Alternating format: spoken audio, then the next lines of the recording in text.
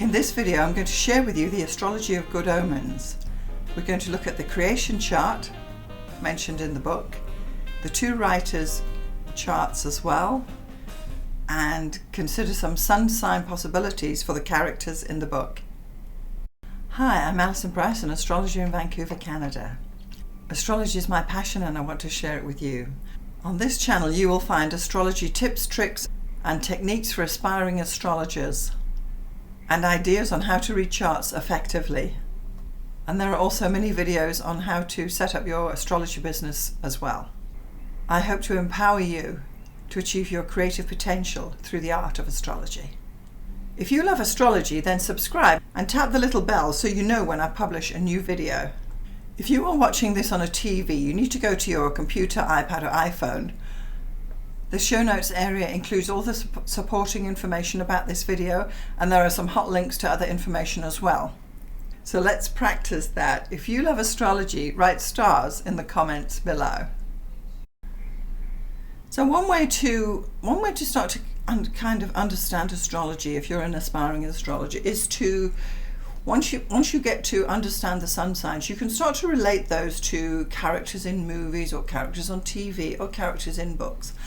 So we're going to be looking at the book Good Omens by Neil Gaiman and Terry Pratchett, the nice and accurate prophecies of Agnes Nutter Witch, which is a wonderful story, and we're going to look at several of the charts that pertain to the book and also give some consideration to what possible sun signs the characters within that book could have. If you haven't read the book, you need to go out immediately and read it because it's a fabulous book. If you do know the story, then you're going to love this. Briefly, Good Omens is a book about the constant struggle between good and evil, and within it we have an angel and a demon, but it's a fun fantasy novel. It's an excellent book, and I love it very much. I first came across Good Omens because my husband and I, we listened to audiobooks at night, and we just happened upon this one it was the BBC edition of the Good Omens, so it is abridged. And even though we would put on an audiobook, you kind of nod off in 15 minutes, and eventually over the time we'd move it along, and you slowly listen to the whole thing, because I think the whole book is actually about 3.5 hours long. It took us probably about 4 months to actually get to the end of this book, and then thought, wow, that was a great story, but what was this and what was that? Because it's a little complex. So then we went back to the beginning and started to really appreciate the full meaning of the story and the connections within the characters. I like to say that it's at the moment it's my absolute favourite novel. And I don't often read novels, I have to say. Now, to be honest, I haven't even read this one. I've only done the audiobook with it, and it wasn't the full 8-hour version. As I say, it was the BBC version as well.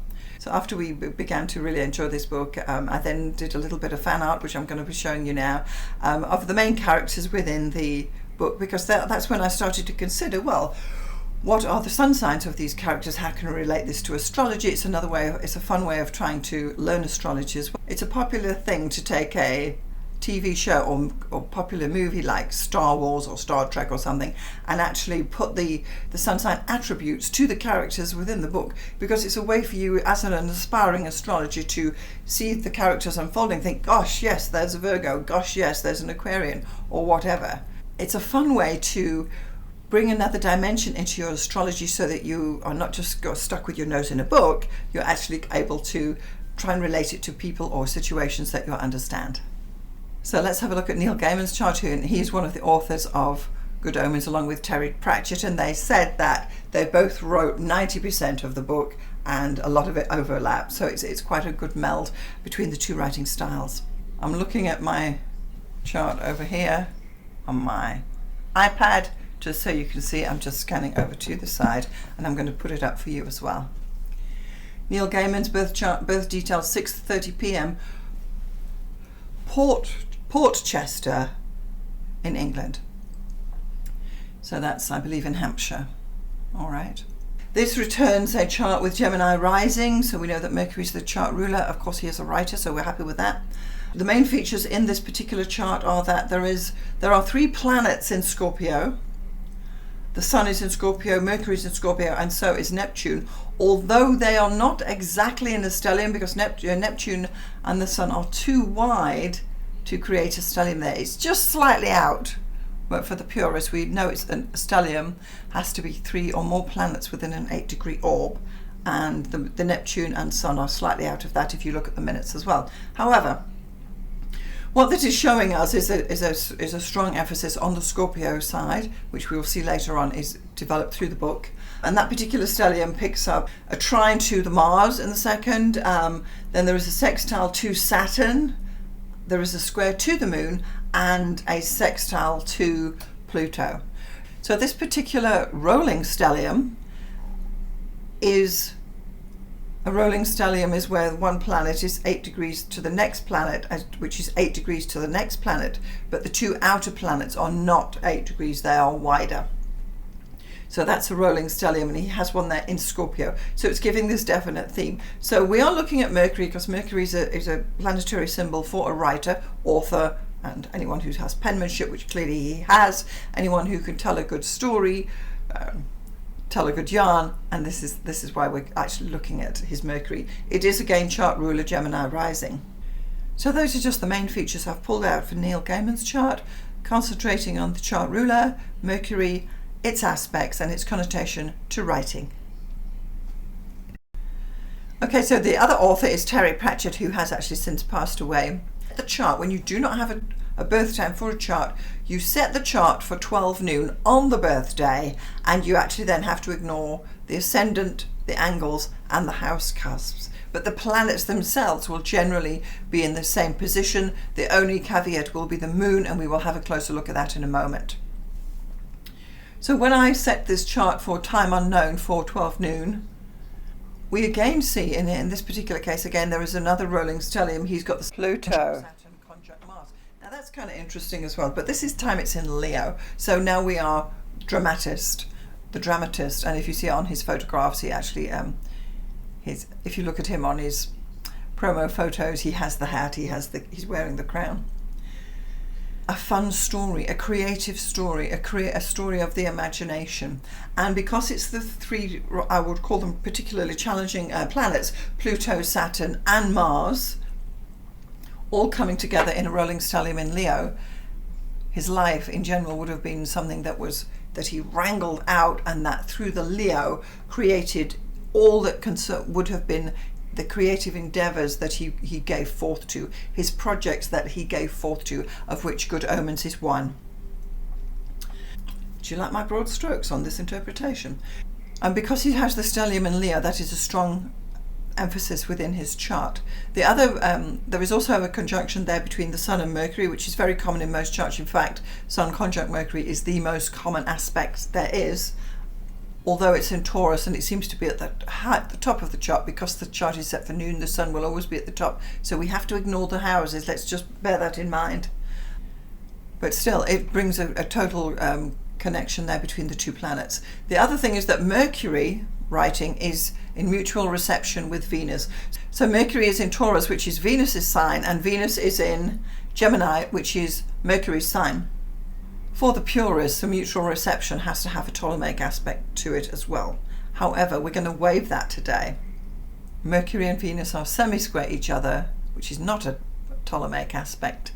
And for the purists, for two planets to be in mutual reception, they not only have to be in each other's sign, but they have to be connected by one of the Ptolemaic aspects, which is the conjunction, the opposition, the trine, the square, and the sextile. So in this case, it's not technically mutual reception, but we're going to take it because that's what modern astrologers do.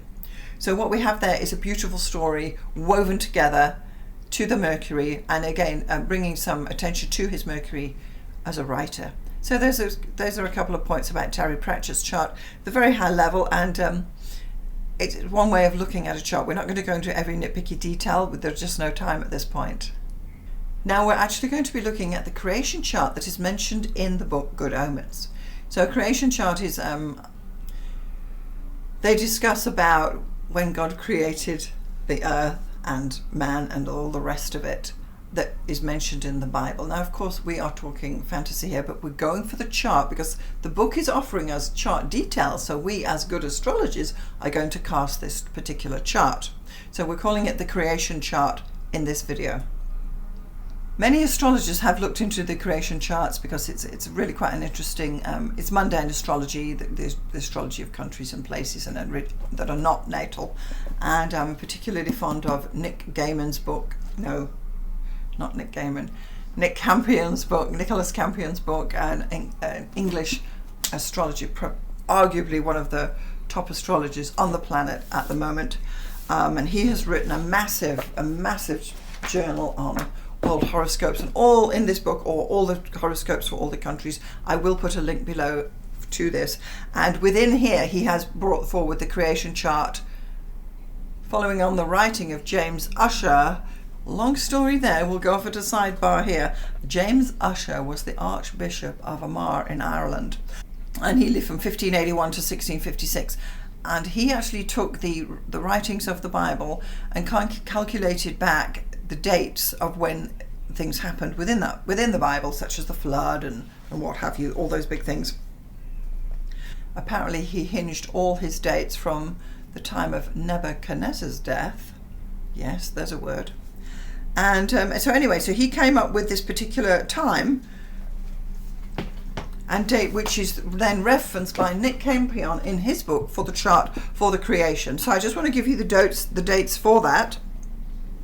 So Campion has got 28th of October 4004 BC, so we're talking 6,000 years ago, give or take a whisker, at 9 a.m. and set, of course, for Jerusalem, Israel. The reason why it's set for Jerusalem is because that's where everyone believes the Garden of Eden was, which is part of the Good Omens story. There is a couple of days difference from that date in Nick Campion's to the actual date mentioned in Good Omens, which is fair enough because Good Omens is a novel. However, I have taken the date from the book because that's what we're looking at. We're looking at the astrology of Good Omens, and because they've mentioned this particular chart, the creation chart, we're going to be having a closer look at that.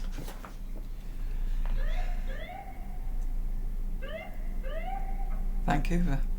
So, when we look at the creation chart, which we've now set for October 21, 4004 BC, I've calculated there on AstroGold 9 a.m. Jerusalem, because it does mention 9 a.m. actually in Good Omens. And this is an interesting chart because I've actually set it, because it's a mundane, I've set it on 0 Aries, which shows that Aries will actually be on the ascendant, and we're just going to go from there because, of course, we don't know this date or time specifically, but we're going to go with birth time as given, which is a huge point in astrology, and I'll discuss that again in another video in the future. Birth time as given is a statement that tells you everything you need to know about a birth chart. However, having a broad stroke look at the creation chart, that what we see there is there are there's quite a lot of grand trines there. If you can see them in the middle, they're the blue lines looking like triangles, and within those trines, there's actually 2 air grand trines built in. It looks like there's more, so we've got Jupiter, Mars, Saturn, and we've got Jupiter, Sun, Saturn, but we don't have Jupiter, Sun, Neptune. That's slightly out. So here we have an airy intellectual theme to the creation in this chart. It's a very, very strong theme.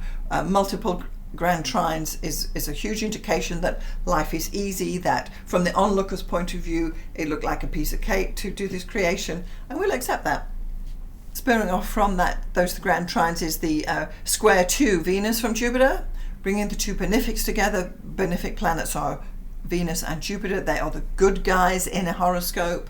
And then also coming off from that, we have 2 sextiles from Pluto coming into Uranus and Neptune. They're just coming in to give some stability there. But there is a stellium between Saturn, Neptune, and Uranus. Stelliums are always focal points in a chart. They are like as Sue Tompkins says, they are like a fireplace burning in a room, and as you walk in, that's your focal point. You're looking at the fireplace. It's drawing the attention to you. This stellium is integral to all those grand trines. So we've got Saturn, Neptune, and Uranus all in Gemini. This is the story of the creation coming through. Of course, I could unpack all the signs, the planets in the signs, maybe the planets in the houses. There are many, many more things to look at in a chart, but from a high level, top level view, what we're pulling out here are the main features of a chart that would then be explored further once you got going in the astrology. So again, we've got the stellium, we've got the grand trines, highly important, and many trines within this chart. I'll also draw your attention that the sun is at 0 Libra, because it says in the book that the earth is Libra, so this is the creation chart.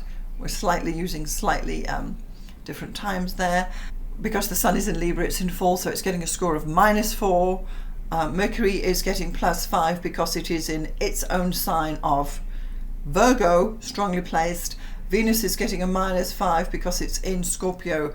Venus is in detriment in Scorpio, so that's weaker. And then Mars is getting a -5 because Mars is in Libra and weaker there too. I could also probably mention that Uranus and Mars are in mutual reception, but it doesn't seem that important in this particular chart. So there we have it. So that's the creation chart as mentioned in the book, Good Omens. Last year when I first came across the book, it just was inspiring me. It never occurred to me to actually do a video, but here we are. So what I did was, in my astrology journal, which is basically a moleskin, or at the moment I'm actually moving on to the looker term because I'm really kind of liking those now with the dots in, on a side note. However, back last year I was using the soft cover moleskins. I drew within my journal the actual characters that I saw in the story, and I've actually assigned sun signs to them as I see fit.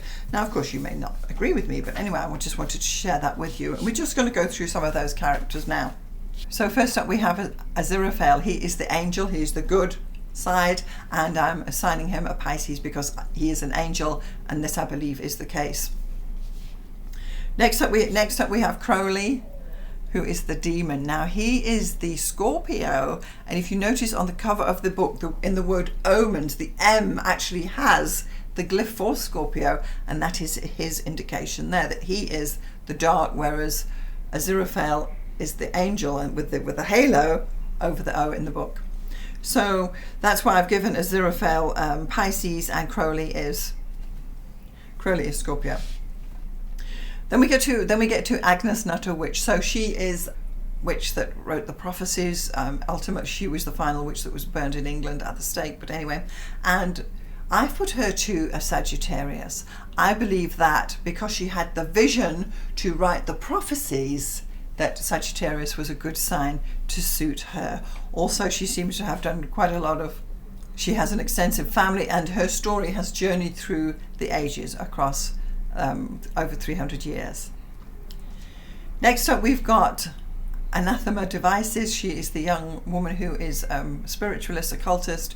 She rides a bicycle, and she is the great granddaughter of Agnes Nutter, and it's in her family. So the final remaining book of Good Omens, the final remaining prophecy book, is in her clutches. She's trying to decipher what Agnes was trying to say. It's a bit like Nostradamus. It's a little bit obscure and not always easy to see. So anyway, I've put her at Gemini because she actually has the book. She's doing the research. She has a theodolite, and she's checking out the ley lines between places, and has realized that they are starting to spiral around into Lower Tadfield, where the whole the main focus of the book is.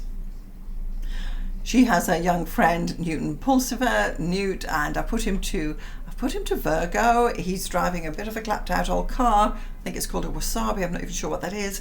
But anyway, and he is supporting, he supports Anathema in her journey to discover who is the Antichrist, right? Maybe I need to go back a bit here.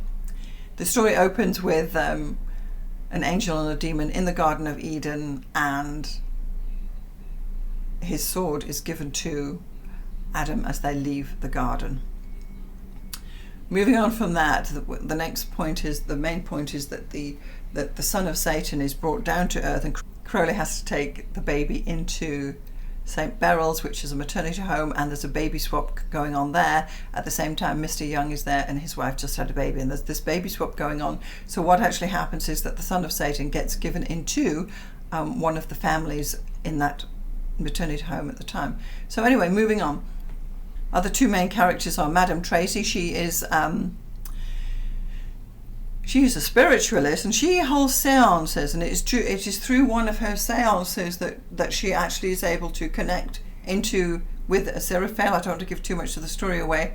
And she connects with him, and this is how she gets sucked into the actual journey onto Tadfield, and it becomes part of one of the main characters. Well, she's sharing a home with Shadwell, who is a grumpy Scots guy by the sounds of it, and he is actually in the Witchfinder army looking for witches such as Agnes Nutter would have been at the time. And it is said that one of his ancestors was the actual person who put Agnes Nutter to death in the first place. Anyway, I don't want to give too much away, right? So I'm giving Madame Tracy, I'm giving her a Pisces because she's doing seances. It's a Piscean thing. She's getting messages clairvoyantly, clairaudiently through, and she actually does connect to the other side and picks up an angel. Interesting. And then Shadwell, I'm giving him Aries because he is very straight down the line. He knows exactly what he wants, and he's very much a man's man and ready to fight at any point. Further groups of characters are Adam Young has a gang called The Them, and there's 4 of them in it. It's him, Adam, it's Pepper, who has actually got a long name, which is kind of interesting too, and then there's Brian and Wensley Dale. These are a bunch of 4 kids that hang out. They hang around this quarry. They ride their bicycles around the village, and everything's glorious in their life. They scrump apples, which, for those of you who don't mean, it means just going next door and stealing an apple off somebody else's apple tree, which is, it's called scrumping, but really. And this is symbolic of course, the Garden of Eden, the apple that was eaten there too. So there's a bit of a theme going through there about apples and so on. So I've given the sun sign of Leo to Adam. I believe he is a creative leader. He's trying to make things better. He wants the world to be better. He doesn't want whales dying and nuclear power. He wants to make changes there. For Pepper, I've given an Aries because she's quite a feisty girl. She is holding her own within this group of boys, and she will actually fight them and bite them and so on if things go wrong. And she is an excellent addition to the group, but she's quite a tomboy. And the other 2, Brian and Wensleydale, I'm going with Sagittarius because they're happy to follow Adam. It's a fire grouping there. It's the fire element, the 3 fire signs, Leo, Aries and Sagittarius are represented, and that's how I felt that group went. Then we also have the 4 persons of the apocalypse, and these are the 4 horse riders from the book of Revelations who are coming at the end of times at the Armageddon, and they are being brought together in the story, and they're rather disturbing and evil people in a way. They're the darker side of the story. And for this group, I've actually come up with the cardinal signs. So we have, for death, I've given, for death, which is black, I've given Capricorn. So the white guy, I've given Cancer because he's to do with famine and how people are actually not even eating real food anymore, which is kind of an interesting theme itself within the book. And then for Carmen Red Zubiga, she's an Aries. She wears she wears red leather, she drives a red motorbike, and she has an interesting sword strapped to the side. She's quite a dynamic woman and creates war and friction between men wherever she goes. And then the other one is Pale, who I have given, which is pollution, which I've given to Libra because you've got to give it somewhere. And there it is. So the four horse persons of the apocalypse, I've given us the cardinal signs because that symbolizes the 4 points, and they're all coming together to the main area of which is the story, which is Lower Tadfield, and they're coming together with their energies. So astrologically, I felt that those signs represented the actual meaning of these characters within the book. So that's actually a little bit of a roundup of how I believe the sun signs relate to the characters in the book Good Omens. Also remembering that the Earth is a Libra, so that's why that's in the story there. So this has been quite a long while getting here. This has been a bit of a longer video than I expected, but anyway. In the show notes below, I've actually created a PDF download for you to get copies of the 3 charts I specifically spoke about, and a little bit of some of the art that I drew for the characters. It's just in a handy PDF. If you're interested, that would be a great thing for you to get together so that you can actually see the charts that we're talking about within this video. In that download, I'm also including this fabulous fantasy map that I drew of Lower Tadfield, which is where the actual main story occurs. It's a pen and ink drawing, which I'm quite getting into at the moment, and I thought it was quite interesting. So I'm adding that as part of your download package. It was all in the one PDF if you want to, and you can then get more information from me regarding astrology and high-level readings, how to do high-level readings, and from an aspiring astrologer's point of view, that if you are someone who really just wants to know a little bit more, you don't need to go through acres and acres of stuff astrologically, because there is tons of stuff out there.